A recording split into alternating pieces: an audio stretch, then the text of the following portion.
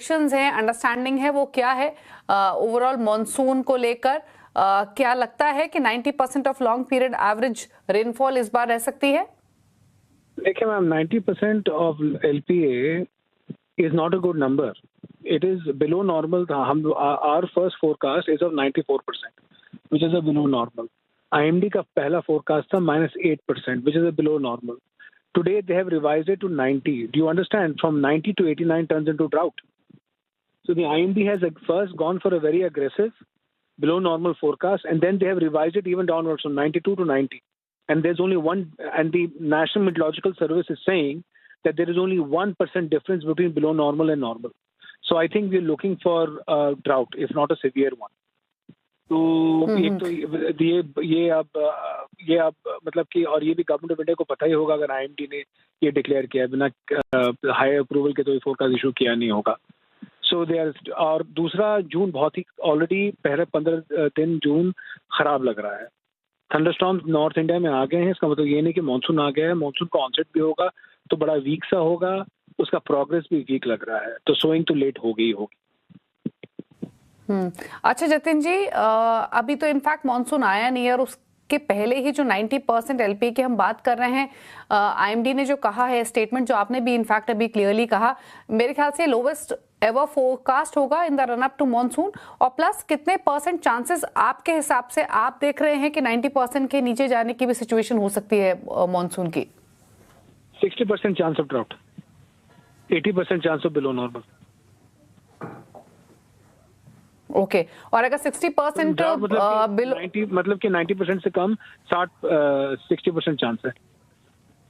तो 60% of chances of monsoon अगर below 90% है तो ये तो इसे तो हम डेफिशिएंट रेनफॉल ही कहेंगे क्लियरली. मैम देखिए, मैं डेफिशिएंट रेनफॉल के डेफिनेशन को मानता ही नहीं हूँ. 2016 के बाद आईएमडी ने ड्राउट डिक्लेयर करना बंद कर दिया था. लेकिन जो पुराना स्टैंडर्ड था वो बेटर था. डेफिशिएंट का मतलब क्या होता है?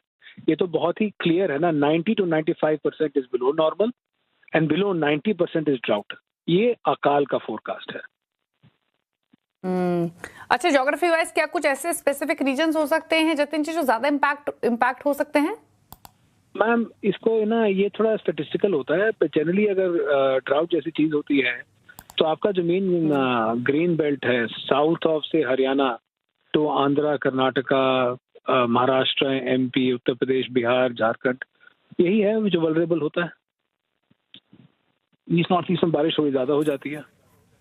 जनरली उसका एवरेज भी हायर है.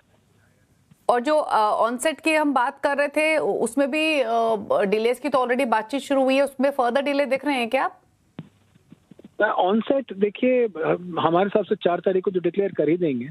देखिए, ऑनसेट होने से बारिश बढ़ नहीं जाती है. हाँ ठीक है, एक रिजीम आ जाएगा बारिश का, लेकिन बहुत वीक रिजीम है, वो बहुत इंकरेजिंग नहीं है साइन.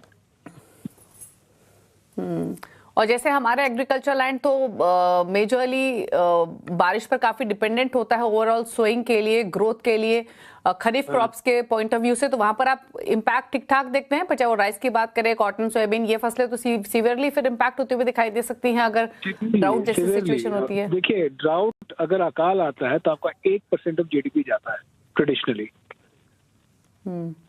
ठीक है, तो सिर्फ मतलब कि हर चीज इम्पैक्ट हो जाएगी ना आपकी.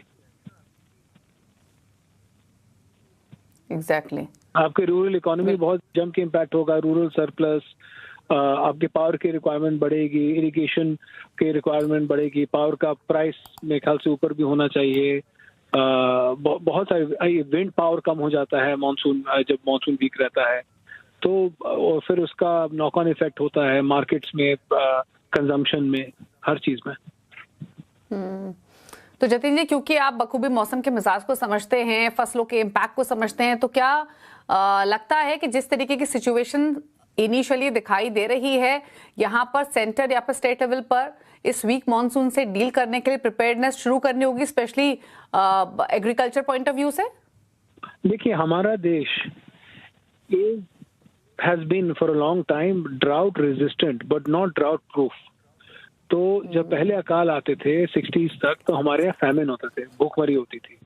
वो सब चीजें तो नहीं होती हैं, लेकिन रूरल स्ट्रेस तो होता है, रूरल अर्बन माइग्रेशन शुरू हो जाता है. स्टेट गवर्नमेंट्स और सेंट्रल गवर्नमेंट बखूबी तैयार हैं अकाल से डील करने के लिए। आज से नहीं, पिछले 50 साल से ये पूरा मशीनरी है उसके लिए। फूड स्टॉक्स होते हैं, पानी का इंतज़ाम किया जाता है, सीड्स का इंतज़ाम किया जाता है, डीजल सब्सिडी दी जाती है, डायरेक्ट इंटरवेंशन भी होती है, एनडीआरएफ के फंड्स होते हैं, प्रधानमंत्री फसल बीमा योजना के तहत कॉम्पनसेशन दिए जाते हैं, पीएम किसान ऑलरेडी चल रहा है। तो उसमें और सरकार की एफर्ट सेंट्रल और स्टेट लेवल में बहुत बहुत अच्छी होती है, बहुत बहुत सिंसियर होती है, लेकिन हमारे यहाँ स्केल का बहुत बड़ा प्रॉब्लम है।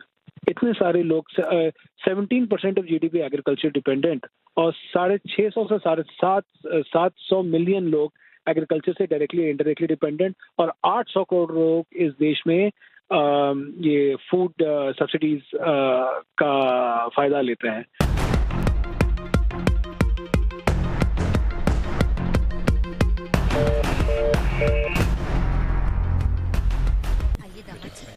तो ब्रेंट अब $92-93 के आसपास आ चुका है।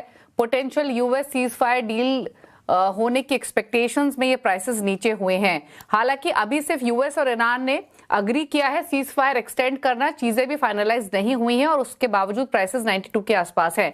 अगर डील फाइनलाइज होती है तो क्या प्राइसेस यहां से और नीचे जा सकते हैं? देखिए, जो अगर डिमांड सप्लाई के फंडामेंटल से चले तो तेल की कीमत जो है वो $70, $72, $73 से ऊपर तो होनी नहीं चाहिए। और जितनी भी उसके ऊपर आपको कीमत दिखाई दे रही है, आपने देखा बीच में 110 हो गई, 108 हो गई और आज अब घट के नीचे जा रही है। लेकिन ये सारा जियो पॉलिटिकल प्रीमियम है और अब इसमें यूक्रेन का प्रीमियम बहुत कम है। ज्यादातर प्रीमियम जो है वो खाड़ी के जो युद्ध चल रहा है अमेरिका, ईरान, इसराइल का, उसको लेकर के है। लेकिन जिस तरह की जो है आवाजें, साउंड्स निकल के वाशिंगटन डीसी से आ रही हैं, उसमें लगता है कि अमेरिका बहुत डेस्परेट है कि युद्ध अब खत्म होना चाहिए। और दूसरी तरफ ईरान जो है पहले थोड़ा बहुत कर रहा था, लेकिन लगता है कि ईरान भी चाहता है कि भाई युद्ध अब खत्म हो, लेकिन वो निकालने की कोशिश कर रहा है, उसका फायदा कितना होगा। प्लस ये जो खबरें आई हैं कि $300 बिलियन अमेरिकन कंपनीज ईरान में इन्वेस्ट कर सकती हैं। ईरान ने अभी हालांकि उसको खारिज किया है, कुछ ईरान के सूत्रों ने उसको कंफर्म भी किया है। तो कुल मिलाकर ऐसा लगने लगा है कि जो है अब जो है सही दिशा में बातचीत चल रही। कितना समय लगेगा ये कहना मुश्किल है। कुछ देशों को पाकिस्तान का इन्वॉल्वमेंट इसमें काफी है, उसको लेकर के काफी शंका है। दूसरी तरफ अब कतार भी उसके अंदर आ गया है। तो बहुत सारे अब समझ में नहीं आ रहा है कि पाकिस्तान का ड्राफ्ट इस समय अंडर डिस्कशन है या कतार अंडर डिस्कशन है।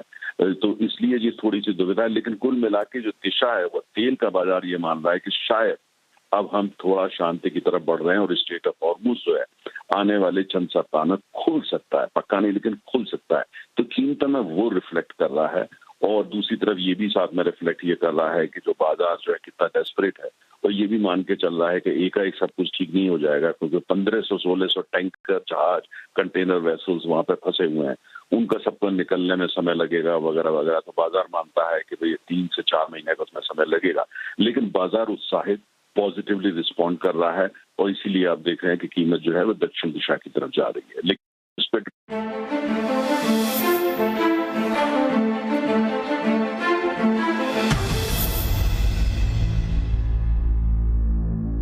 Go powered